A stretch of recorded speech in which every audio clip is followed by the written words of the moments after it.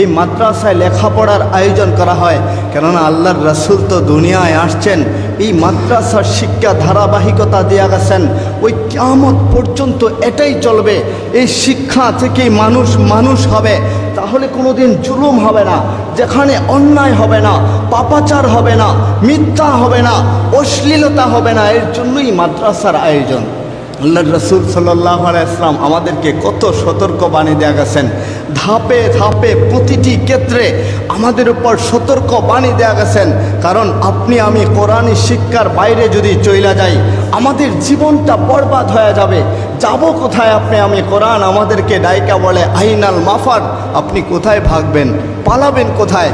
আপনি আসমানে চইলা যাবেন, মালিক ডাক দেয়া বলে ইল্লা বিসুলতান, সেখানেও তো রাজত্ব আমার। জমিনে চইলা যাবেন ইল্লা বিসুলতান, সেখানেও রাজত্ব ওই মালিকের। পাহাড়ের ভিতরে আপনি চইলা যাবেন ইল্লা বিসুলতান, সেখানেও রাজত্ব মালিকের। সুতরাং আইনাল মাফার, কোথায় ভাগবেন? আমাদের ভাগার জায়গা নাই, আমাদের জায়গা একটাই যে আল্লাহ এবং আল্লাহর রাসূলের আদর্শ অনুযায়ী জীবনটা যদি পরিচালনা করতে পারি, ওই হাসরের ময়দানে আপনি আমি মাথাটা উঁচু করে দাঁড়াইতে পারবো। আল্লাহর রাসূল আমাদেরকে এক একজনকে দেখা আমাদেরকে টান দিয়ে যখন নিবে, হাউজে কাউসারের পানি নিজে হাতে করে আমাদেরকে পান করাইবে। ওইটা আমরা চাই না?